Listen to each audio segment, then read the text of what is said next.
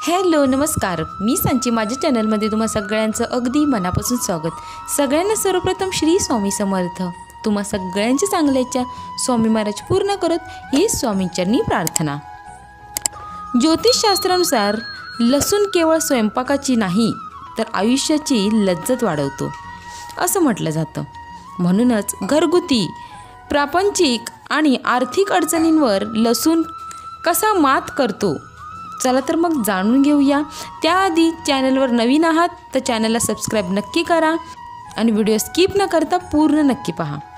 लसूण हा आपल्या आहाराचा एक घटक आहे। त्याच्या वापरामुळे जेवणाची लज्जत वाढते, शिवाय आरोग्यही उत्तम राहतं। म्हणून आयुर्वेदातही त्याचा समावेश आहे। पण तुम्हाला ऐकून आश्चर्य वाटेल की लसूणाची काही तोडगे सुद्धा तुमचे वैयक्तिक आयुष्य देखील यश प्राप्तीसाठी हातभार लावतात, आर्थिक प्रश्न सोडवतात। म्हणून हे लसणाचे तोडगे तुमच्यासाठी। लसणाचा हा तोडगा तुमची आर्थिक स्थिती सुधारेल।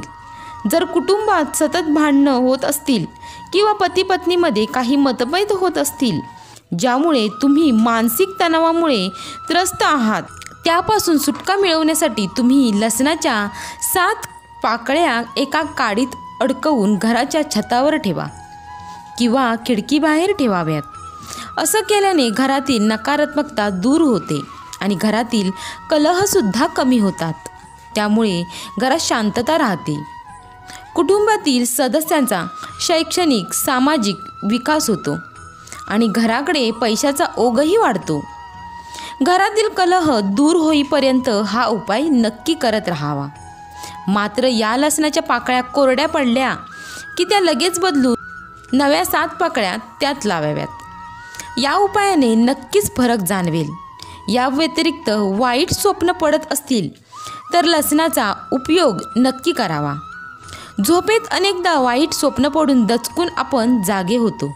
अशा वेळी झोपताना उशीखाली लसणाचा एक गाठा ठेवावा।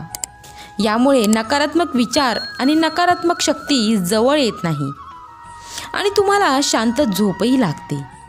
याबरोबरच नोकरी व्यवसायात यश प्राप्ती हवी असेल, सतत परिश्रम करूनही यश मिळत नसेल तर लसणाच्या 4 पाकळ्या रुमालात बांधून खिशात ठेवाव्यात। त्याचा वास येऊ नये म्हणून टिश्यू पेपरमध्ये त्या गुंडाळून मग रुमालात ठेवाव्यात। त्यामुळे कामात येणारे अडथळे नक्कीच दूर होण्यास मदत होते आणि यशाचं दारही उघडतं। व्हिडिओ आवडला तर व्हिडिओला लाईक करा, शेअर करा, चॅनलला सबस्क्राईब नक्की करा। भेटू आपण अशाच एका नवीन व्हिडिओमध्ये। तोपर्यंत धन्यवाद।